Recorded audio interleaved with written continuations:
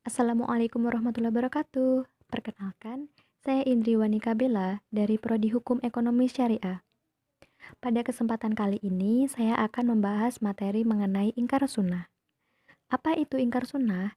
Secara etimologis, ingkar sunnah berasal dari dua kata, yakni ingkar dan sunnah.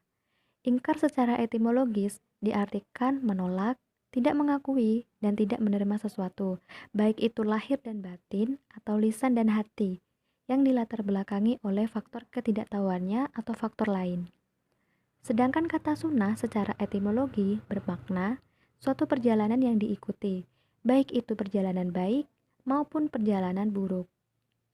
Ingkar sunnah secara terminologi adalah paham atau pendapat perorangan atau kelompok yang menolak sunnah Nabi Shallallahu Alaihi Wasallam sebagai landasan hukum Islam. Nah, bagaimana sih kelompok ingkar sunnah itu muncul dan bagaimana mereka mampu bertahan? Ada beberapa faktor yang menyebabkan ingkar sunnah itu muncul. Faktor yang pertama adalah kesalahpahaman dalam menafsirkan Al-Quran. Yang kedua adalah mereka angkuh dan gengsi. Maksudnya adalah mereka tidak mengakui ayat lain yang diriwayatkan oleh sahabat tertentu. Pertanda munculnya ingkar sunnah sudah ada sejak pada masa sahabat, dan mereka masih bersifat perorangan, artinya belum bersifat berkelompok. Dengan ditandainya suatu peristiwa, yakni ketika Imron bin Husain sedang mengajarkan hadis, ada seseorang menyela untuk tidak perlu mengajarkannya, tetapi cukup dengan mengerjakan Al-Quran saja. Menanggapi pernyataan tersebut, Imron menjelaskan bahwa kita tidak bisa membicarakan ibadah seperti sholat dan zakat dengan segala syarat-syaratnya kecuali dengan petunjuk Rasulullah Shallallahu Alaihi Wasallam. Kemudian kelompok ingkar as-sunnah muncul dengan jelas atau muncul dengan dilengkapi dengan argumen pengukuhan baru muncul pada penghujung abad kedua Hijriah, yakni pada masa Abbasiyah atau periode klasik. Menurut Imam Syafi'i ada 3 kelompok ingkar as-sunnah, antara lain Khawarij, Syiah, dan Mu'tazilah. Kemudian berlanjut hingga pada periode modern, yakni pada abad ke-9 dan abad ke-10. Nah, apa yang menyebabkan kelompok ingkar as-sunnah itu mampu bertahan dengan keyakinannya? Kelompok ingkar as-sunnah mampu bertahan dengan keyakinannya dengan beberapa argumen. Di antaranya argumen naqli dan argumen akhli. Apa itu argumen naqli dan argumen akhli? Argumen naqli adalah argumen yang berlandaskan pada ayat-ayat Al-Quran. Contohnya, Al-Quran telah mencakup segala sesuatu yang berkaitan dengan ketentuan agama. Dengan demikian, tidak diperlukannya adanya keterangan lain termasuk sunnah. Yang kedua, kebenaran Al-Quran itu bersifat pasti, sedangkan sunnah bersifat zani. Nah, dalam beberapa ayat Al-Quran terdapat ayat yang memerintahkan untuk menjauhi zan, sehingga menurut anggapan kelompok ingkar al-sunnah, bahwa sunnah itu seluruhnya adalah zan, dan zan tidak dapat dijadikan hujah dalam beragama. Sedangkan argumen ahli diantaranya adalah Al-Quran diwahyukan oleh Allah kepada Nabi Muhammad melalui malaikat Jibril dalam bahasa Arab. Nah, orang-orang Arab memiliki pengetahuan bahasa Arab yang bagus, sehingga mereka mampu memahami Al-Quran secara langsung tanpa bantuan penjelasan dari hadis Nabi. Alasan yang kedua adalah Nabi Muhammad tidak berhak menjelaskan tentang ajaran Al-Quran, karena Al-Quran sudah sempurna.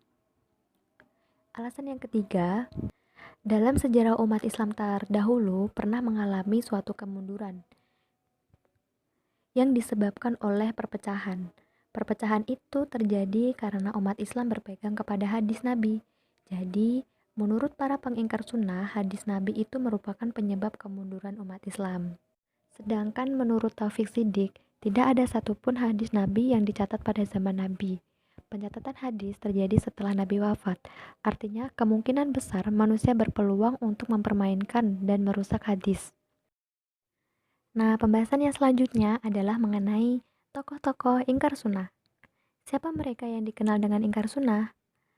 Atau siapa sih kelompok yang menolak sunnah Nabi Shallallahu Alaihi Wasallam sebagai landasan hukum Islam? Kelompok yang menolak sunnah Nabi Shallallahu Alaihi Wasallam sebagai landasan hukum Islam terbagi menjadi 2 periode, yakni periode klasik dan periode modern. Pada periode klasik terjadi pada abad kedua Hijriah. Ada 3 golongan ingkar sunnah, diantaranya Khawarij, Syiah, dan Mu'tazilah. Golongan Khawarij adalah golongan yang memisahkan diri dari kepemimpinan Ali bin Abi Thalib. Mereka menolak hadis-hadis yang diriwayatkan oleh para sahabat setelah kejadian Perang Jamal dan Perang Siffin. Golongan yang kedua adalah golongan Syiah. Golongan Syiah adalah golongan yang mendukung Khalifah Ali bin Abi Thalib. Golongan Syiah menolak hadis-hadis yang diriwayatkan oleh mayoritas para sahabat tersebut. Dan golongan ini hanya menerima hadis-hadis yang diriwayatkan oleh ahli baiat saja. Kemudian golongan Mu'tazilah. Golongan ini adalah golongan yang mengedepankan akal, sehingga mereka sering menolak hadis yang menurut mereka tidak logis. Mereka menerima sunnah, namun ada beberapa hadis yang mereka tolak apabila berlawanan dengan pemikiran mazhab mereka.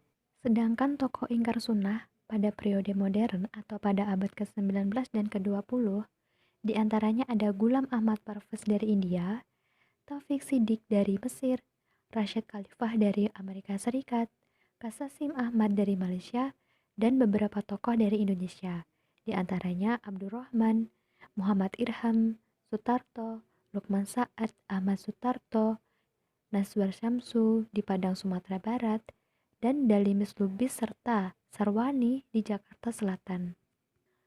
Materi selanjutnya adalah waktu dan tempat ingkar sunnah terjadi. Kapan sih dan di mana ingkar sunnah terjadi? Ingkar sunnah terjadi pada 2 periode, yakni periode klasik pada masa Abbasiyah atau abad kedua yang berada di Irak atau Basrah, dan periode kedua adalah periode modern atau pada abad ke-14 hingga abad ke-20. Alasan utama atau penyebab utama terjadinya ingkar sunnah pada periode modern ini adalah karena pengaruh kolonialisme yang dilakukan oleh bangsa Arab yang berhasil masuk ke negeri-negeri Islam dan mempengaruhi pemikiran serta kebudayaan bangsa Arab. Ingkar sunnah pada masa ini dimulai sejak masa Syekh Muhammad, yang kemudian diikuti oleh Taufik Siddiq, yang berpendapat bahwa Islam adalah Al-Quran satu-satunya. Umat Islam tidak akan bangkit dengan semangat yang ada pada abad pertama, yaitu Al-Quran, sehingga menentang keberadaan sunnah Nabi. Pada tahun 1920, Ahmad Khan dan Abdullah Al-Jakral mendirikan gerakan ingkar al-sunnah, sedangkan Ahmad Parvez mendirikan organisasi Al-Quran, yakni organisasi yang hanya berpegang teguh pada Al-Quran dan tidak mau dengan hadis.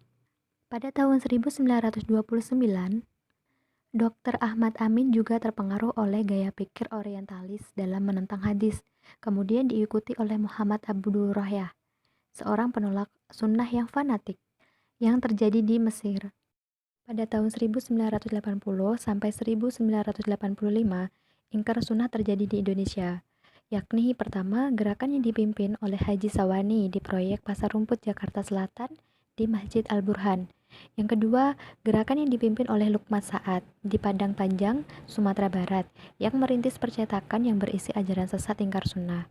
Gerakan yang ketiga adalah gerakan yang dipimpin oleh Insinyur Irham Sutarto. Gerakan yang keempat adalah gerakan yang dipimpin oleh Maritus Taka di Jakarta. Sekian pembahasan materi mengenai ingkar sunnah dari saya. Kurang lebihnya mohon maaf. Semoga bermanfaat. Terima kasih. Wassalamualaikum warahmatullahi wabarakatuh.